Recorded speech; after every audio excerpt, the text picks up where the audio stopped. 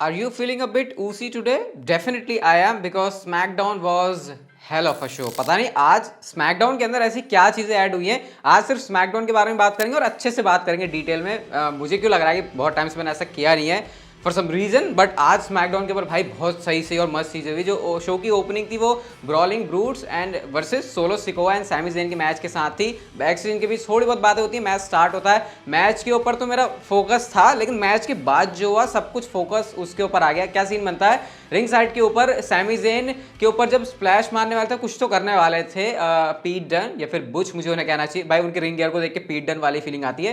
क्या होता है कि जो जे उसो है वो सैमी ज़ेन को खींच लेते हैं। सैमी ज़ेन कहते हैं भाई क्या कर रहा है तू, मैं तो चाह रहा था कि मेरे ऊपर कूदे, मैं ट्रैप बना रहा था, मुझे सब पता था। लेकिन रिज हॉलैंड साइड से आते और उन्होंने उड़ा दिया जे उसो को भी एंड नहीं जे उसो को एंड सोलो सिकोवा को उड़ा दिया और सैमी ज़ेन साइड से बच के निकल जाते हैं। अब रिंग के अंदर वो गए, वहां पे खड़े होते हैं बुच और उन्होंने पीछे से पिन करके उनका काम तमाम कर दिया और Sami Zayn and Solo Sikoa match के अंदर हार गए। वो मैच के अंदर आ गए तो रिंग के अंदर आके बड़ी अब ये सारी बातें कर रहे हैं कि क्या हो गया, अब हम ट्राइबल चीफ को क्या जवाब देंगे, पहले भी हम हार चुके हैं, ऐसे वैसे करके। और तभी थीम सॉन्ग प्ले होता है रोमन रेंस का। और ये थीम सॉन्ग प्ले होना बिल्कुल ऐसा था कि जैसे कि टीचर आ गया और हम रूम में मस्ती कर रहे हैं और वो मस्ती टीचर ने पकड़ ली और अब हमारी तगड़ी वाली धुलाई होने वाली है। ऐसे रिएक्शन जो है पूरी ब्लड लाइन दे रही होती है। वैसे सोलो सिकोवा के चेहरे पे ज़्यादा कुछ एक्सप्रेशन नहीं आते। रोमन रेंस रिंग के अंदर एंटर करते हैं, सबसे पहले सबको एक्नॉलेज करने के लिए कहते हैं और कहते हैं कि भाई यहाँ पे अभी तुम बच्चों की तरह एक्ट कर रहे हो और तुम बच्चों की तरह एक्ट करोगे तो तुमको बच्चों की तरह ही ट्रीट किया जाएगा। और मैं चाहता हूँ कि ये जो प्रॉब्लम चल रही है तुम्हारे बीच में साफ साफ जो नजर आ रही है, इसको अभी के अभी फिक्स कर दो। मतलब मास्टर साहब ने जो है बोल दिया है कि अब इस प्रॉब्लम को फिक्स करो। अब सैमी ज़ेन को तो भाई बीच में बोलने की चिड़ होती है, लेकिन बोला उन्होंने इस बार बीच में नहीं, एंड में रोमन रेंस का जो भी सेंटेंस है पूरा होने के बाद वो कहते हैं चलो ठीक है पहले मैं ही बात कर लेता हूं, हमारे बीच में प्रॉब्लम चल रही है जे उसो एंड सैमी ज़ेन मेरे बीच में, तो इस चीज को फिक्स करते हैं। मुझे नहीं पता मैंने क्या गलत किया, लेकिन तुम्हें जो भी लगता है मैं उसके लिए सॉरी बोलता हूं कि जो भी हमारे बीच में मिसकम्युनिकेशन से चल रही है, हम एक दूसरे को अंडरस्टैंड नहीं कर पा रहे, इसको फिक्स कर लेते हैं। चलो छोड़ो, वो दोस्ती का हाथ जो है आगे बढ़ाते हैं। अब क्या होता है, जे उसो सब एक्सपेक्ट कर रहे थे कि अच्छा अब जे उसो जो है यहाँ पे हाथ बढ़ाएंगे आगे, इवन लोग तालियां भी बजा रहे हैं। सोच रहे हो कितने ज्यादा वो इन्वेस्टेड है इस पूरे सेगमेंट के अंदर। जे उसो भाई अपनी अलग ही चौड़ में वो कहते हैं भाई ये जो तू अपना हाथ आगे बढ़ा रहा है इसको जल्दी से पीछे कर ले वरना कुछ गड़बड़ हो जाएगी। मतलब जे उसो तो क्लियर मूड में है कि कुछ भी हो जाए वो यहाँ पे नहीं मानने वाले और वो अपने जो अलग चौड़ है उसमें रहेंगे। सैमी ज़ेन कहते हैं भाई ठंडा हो जा, शांत हो जा, ऐसे हो जा वैसे हो जा। फिर वो ये भी कहते हैं जे उसो से भाई तो ब्लड लाइन का मेंबर भी नहीं है, तो जबरदस्ती घुसेड़ा गया, तुझे कोई भी पसंद नहीं करता, बस अंतर इतना है कि मैं बोल रहा हूँ बाकी सब बोलते नहीं है। सैमी ज़ेन फिर समझाते हैं कि चुप हो जा। वो कहते हैं ट्राइबल चीफ को जो है शांति चाहिए, तो वो कह देते हैं मुझे मतलब ट्राइबल चीफ की ही बेइज्जती कर दी उन्होंने कि अरे क्या मतलब उनका कि हाँ ठीक है जो होना है हो जाएगा, ऐसे करके उन्होंने रोमन रेंस के बारे में बोल दिया। और जैसे ही उन्होंने ये बोला कि अच्छा इस बंदे को मेरे से फर्क नहीं पड़ रहा, इसको मेरी कोई केयर नहीं है, मेरे से भी डर नहीं है, ऐसा कह के रोमन रेंस के जो एक्सप्रेशन थे वो एकदम से चेंज होते हैं। उसके बाद वो पीछे आते हैं और डेफिनेटली यहाँ पे लग रहा था कि कुछ तो होने वाला है। लेकिन सैमी ज़ेन ने फिर यहाँ पे अपनी जो ट्रिक है वो लगाई। उन्होंने कहा कि रोमन रेंस नहीं, इसका मतलब ये नहीं है, ये सिर्फ इसने ऐसे बोल दिया है। इवन जे उसो इस बात को एक्सेप्ट करते हैं और फिर यहाँ पे सैमी ज़ेन कहते हैं लगता है रिसेंट टाइम में हाल फिलहाल में जो जे उसो है वो उसी फील नहीं कर रहा इसलिए ऐसा हो रहा है। और जैसे ही उन्होंने ये बोला रोमन रेंस तो छोड़ो जे उसो भी हंसने लगे। मतलब जे उसो जिनको अपना कैरेक्टर जो है बना के रखना था, चलो रोमन रेंस का कैरेक्टर ब्रेक हुआ वो अलग बात है कि वो बात सुन के हो गया, जे उसो जो जिसको गुस्सा होना है सैमी ज़ेन के ऊपर वो तक हंसने लगे और बाद में अपनी हंसी सिर्फ ऐसे ही छुपा सकते हैं। लेकिन साफ दिख रहा था कि जे उसो भी जब उन्होंने बोला कि वो उसी फील नहीं कर रहे तो बहुत हंसे। और मैंने आपसे कहा था कि सैमी ज़ेन अपने आप से जो लाइन्स है वो तैयार कर लेते रिंग कहता तो उसका ही एक पार्ट है, क्योंकि अगर पहले से उन्होंने ऐसे बोला होता तो डेफिनेटली हंस नहीं रहे होते। अब रोमन रेंस को भी थोड़ा सा अपना माहौल शांत करना पड़ा, क्योंकि जब उनके चेहरे पर हंसी आएगी तो फिर वो गुस्से में अब क्या ही बोल सकते हैं। तो जे उसो को समझाते हैं कि बेटा देख अच्छे से समझ जा वरना मेरे जो ऑनररी ऊस है इसको हटा देंगे। हाँ, तो फिर सैमी ज़ेन को लगा ये क्या बोला, अभी तो ये मेरी साइड था। फिर वो कहते हैं कि हम इसको पूरा का पूरा ऊसो बना देंगे, सैमी ऊसो बना देंगे। और सैमी ऊसो जैसे उन्होंने बोला तो उसके बाद जो है क्राउड काफी ज्यादा सैमी ऊसो के चैंट कर रहा है। रोमन रेंस भी खुश है और एंड में पॉल हेमन अपना जो लोगन पॉल के साथ मैच होने वाला है रोमन रेंस का उसको हाइप करते हुए इस सेगमेंट को यहाँ पे एंड करते हैं। भाई इतना एंटरटेनिंग ये था, इस पूरे सेगमेंट की एक एक चीज को आप बहुत ज्यादा एंजॉय करने वाले हो। स्पेशली सैमी ज़ेन जिस तरीके से इसको बना रहे हैं, मतलब सोचो Roman Reigns and Logan Paul का मैच है क्राउन जूल के अंदर, उसके बारे में कोई बात ही नहीं कर रहा, बात हो रही है सैमी ज़ेन के बारे में, इनके बीच में जो डिस्प्यूट चल रहा है उसके बारे में। क्योंकि डब्ल्यूडब्ल्यू इस बात को अच्छे जानते हैं कि इस चीज को फैंस कितना ज्यादा पसंद कर रहे हैं। अभी वैसे रोमन रेंज के बारे में कुछ और भी बातें करने के लिए, लेकिन मुझे तो बहुत मजा आया और डेफिनेटली आप अपने रिएक्शन मुझे बताना कमेंट सेक्शन के अंदर। नेक्स्ट हमको maximum mail models versus new day का मैच देखने को मिलता है। कुछ स्पेशल नहीं है यहाँ पे, न्यू डे में मैच में जो है विक्ट्री ले ली।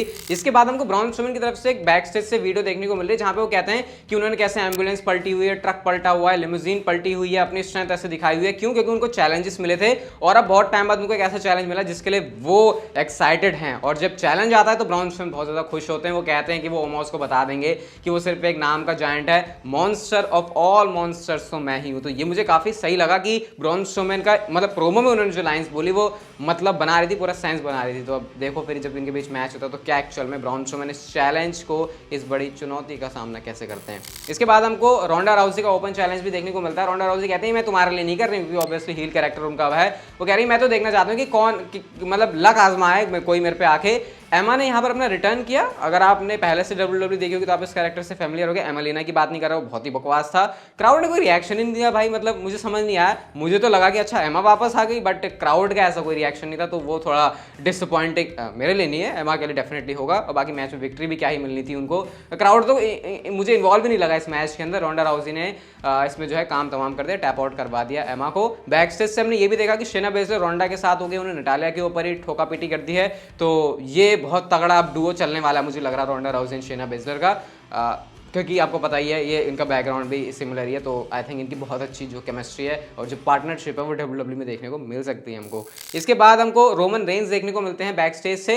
एक बार जे ऊसो जाने की बात करते हैं रोमन रेंज के पास, लेकिन वो कहते हैं मैं संभाल लूंगा। पॉल हेमन अब दिलासा दिलाते हैं जे ऊसो को, भरोसा दिलाते हैं। अब बैक स्टेज जाके रोमन रेंज को एक फुटेज दिखाई पॉल हेमन ने और कहते हैं इसको देखो एक बार। अब उस फुटेज के अंदर हमको ये चीज क्लियरली दिख रही है कि किस तरीके से लोगन पॉल जो है काफी तगड़ा पंच करते हैं और 1 लकी पंच की ही बात कर रहे हैं। तो रोमन रेंज कहते हैं वो हिट भी नहीं करने वाला और उसने सिर्फ 2 मैचेस लड़े हैं। तो अब डरा रहे हैं पॉल हेमन रोमन रेंज को। वो कहते हैं कि तुम्हें याद है ब्रॉक लेसनर जब तीसरा उसने फाइट लड़ी थी यूएफसी के अंदर, तभी वो चैंपियन बना था। तो ऐसा कह के वो जो है डराने की कोशिश कर रहे हैं और एकदम से हड़बड़ी से उन्होंने मचा दी रोमन रेंज के माहौल के अंदर। और फिर साथ में यही पता चलता है कि उनके हाथ में जो है यहाँ पे मेटल है, तो उसका भी वो यूज करते हैं। डॉक्टर जो लोगन पॉल के डॉक्टर के ऐसा करके उन्होंने पता नहीं कितनी लंबी रिश्तेदारी ऐसे जोड़ जोड़ के बताया, वो भी काफी मस्त सेगमेंट लगा। और एक कंसर्निंग चीज ऐड करता है रोमन रेंज के अंदर कि भाई तू सिर्फ ये नहीं सोच सकता कि हाँ तू ही जाके जीतेगा। पॉल हेमन ये बताने की कोशिश कर रहे हैं रोमन रेंज को कि थोड़ा सा बैक ऑफ द माइंड इस बात को ध्यान में रखना है कि लोगन पॉल एक थ्रेट हो सकता है। तो ये चीज ऐड करके शायद डब्ल्यूडब्ल्यू ने थोड़ा सा अनप्रिडिक्टेबल बनाने की कोशिश करी है Roman Reigns and Logan Paul के क्राउन जूल के अनडिस्प्यूटेड डब्ल्यूडब्ल्यू यूनिवर्सल चैंपियनशिप के मैच को। इसके बाद हमको Karrion Kross and Madcap Moss का मैच देखने को मिलता है। यानी मैच डेफिनेटली इसीलिए था कि कैरन क्रॉस को और ज्यादा स्ट्रॉन्ग दिखाया जा सके ड्रू मैकिंटायर के साथ स्टील केज मैच से पहले। एंड क्या स्ट्रॉन्ग देखे, डेफिनेटली बहुत स्ट्रॉन्ग देखे। इतने स्ट्रॉन्ग देखे कि मैच खत्म होने के बाद भी उनको क्रॉस जैकेट में उन्होंने जकड़ा हुआ है। इवन सब उन्होंने छुड़ाने की कोशिश कर रहे हैं, माइक लेके वो वार्निंग वगैरह ही इशू कर रहे हैं ड्रू मैकिंटायर के लिए। तो ये काफी सही लग रहा है कैरेक्टर कैरन क्रॉस का। एंड मुझे उम्मीद है कि कुछ बहुत सही चीज स्टील केज मैच के अंदर हमको डेफिनेटली क्राउन जूल के अंदर देखने को मिल जाएगी। इतनी नाइंसाफी क्यों होती है रे मिस्टेरियो के साथ में? आज बैक से उनके ऊपर फिर अटैक हो गया और पूरी इंपीरियम ने मिलकर उनके ऊपर अटैक कर दिया है। नेक्स्ट वीक के लिए उनका मैच होने वाला है इंटरकॉन्टिनेंटल चैंपियनशिप के लिए, तो उस चीज को लेकर ये था। तो बेचारे से फिर भी स्मैकडाउन के ऊपर आने के बाद रे मिस्टेरियो लग रहे हैं। एंड ये मुझे सही लगता है, किसी को भी अपना हील वाला जो है ना टैक्टिक यूज करना है तो रे मिस्टेरियो के ऊपर करो, बहुत अच्छी हीट मिलेगी। क्योंकि रे मिस्टेरियो बहुत तगड़े वाले फैन फेवरेट है, उनको देखो तो फील ही नहीं आती कि उनके साथ तो कुछ भी हो रहा है, लगता है बहुत बुरा हुआ इनके साथ में। तो वो वाली ट्रिक का डब्ल्यूडब्ल्यू यहाँ पे भी यूज कर रही है। एंड शो के मेन इवेंट के अंदर हमको देखने को मिलते हैं ब्रे वायट अपनी लैंटर्न वाली एंट्रेंस के साथ में, पूरे फुल फ्लैश जैसे वो एंट्रेंस करते हैं वैसे करके वो रिंग के अंदर आए। फिर से वो बता रहे हैं कि ये कोई मास्क वगैरह पहन के वो नहीं आया, ये रियल ब्रे वायट है।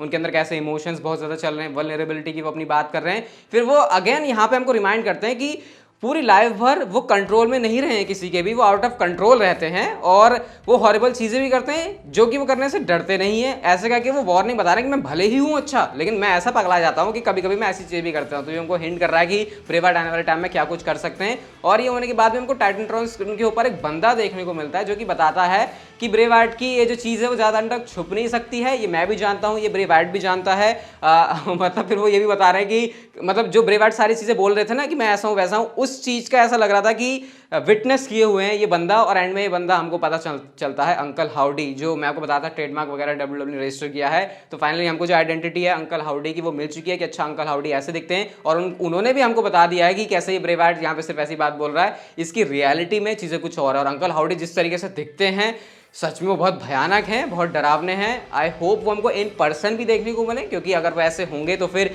इस ब्रेव हार्ट की स्टोरी लाइन में और भी ज़्यादा मज़ा आएगा। लेकिन ये तो हमको पता ही है कि इस पूरी स्टोरी लाइन के अंदर बहुत सारे अभी हमको ट्विस्ट देखने को मिलेंगे, टर्न्स देखने को मिलेंगे, काफ़ी इंटरेस्टिंग वे में इस पूरी स्टोरी लाइन को आगे प्रोग्रेस करके लेके जाने वाले हैं ब्रेव हार्ट, और उसके लिए मैं बहुत एक्साइटेड हूँ। इससे पहले उनका पहला कोई अपोनेंट आए, मैं चाहता हूँ कि जो सारी गुत्थी सी है ना, जो कन्फ्यूजन है, वो सारा क्लियर हो कि क्या एक्चुअल में ब्रेव हार्ट है और उनके अराउंड क्या सारी चीज़ चलती है। आज की स्मैकडाउन मैंने बहुत एंजॉय किया, आपने कैसे एंजॉय की, कितनी अच्छी लगी मुझे बताना कमेंट सेक्शन में।